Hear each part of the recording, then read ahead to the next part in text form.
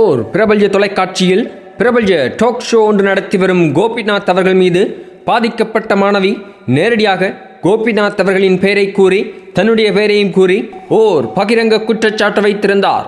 அதாவது பலர் மத்தியில் ஒரு மேடையில் நிகழ்ச்சியின் பொழுது பணம் கொடுப்பதாக கூறிவிட்டு பணம் கொடுக்காமல் ஏமாற்றி வருகின்றார் என்று குற்றம் சாட்டியிருந்தார். அதைத் தொடர்ந்து கோபிநாத் அவர்கள் உடனடியாக மார்ச் 17 தன்னுடைய கருத்தை பகிர்ந்திருக்கின்றார். என்ன நடந்தது, ஏது நடந்தது, எதற்காக பணத்தொகை சென்றடையவில்லை என்ற கருத்தை விளக்கமாக ஒரு கடிதத்தில் எழுதி அதில் கையொப்பம் வைத்து சமூக வலைத்தளத்தில் பகிர்ந்திருக்கின்றார். இதோ அந்த கடிதத்தில் இருக்கும் விடயங்கள் அனைத்தும் உங்களுக்காக. சகோதரி நிஷாவின் கல்விக்காக நான் உதவி செய்வதாக கூறியதனைத்தும் உண்மைதான். அதைத் தொடர்ந்து அந்த நிகழ்ச்சி முடிந்தவுடன் என்னுடைய இமெயில் ஐடியை அவரிடம் கொடுத்திருந்தேன்.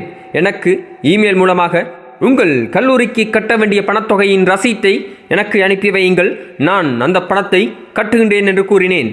நான் கொடுக்கும் பணத்தொகை உண்மையாகவே கல்விக்காகத்தான் பயன்படுகின்றதா என்பதை பார்ப்பதற்காகவும் அதை உறுதி செய்வதற்காகவும் நான் அவ்வாறு கல்லூரிக்கு நேரடியாக காசோலியாக அனுப்புகின்றேன் என்று கூறியிருந்தேன்.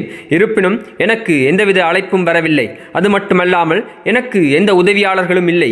என் நிகழ்ச்சி ஒருங்கிணைப்பை கூட என் நண்பர்கள் தான் பார்த்து கொள்ளுகின்றார்கள்.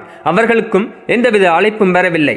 இவர் யாருடன் கதைத்தார் என்று எனக்கு தெரியவில்லை. முள்ளோ மலரோ எதை கொண்டு வீசினாலும் நீங்கள் என் அன்புக்குரியவர்கள் என்று கூறியிருக்கின்றார் கோபிநாத் அவர்கள். கோபிநாத் மீது அந்த பெண் வைத்த குற்றச்சாட்டை உடனடியாக மீடியாக்கள் அனைத்தும் வெளிப்படுத்தி கோபிநாத்துக்கு ஒரு கெட்ட பெயரை ஏற்படுத்தியது.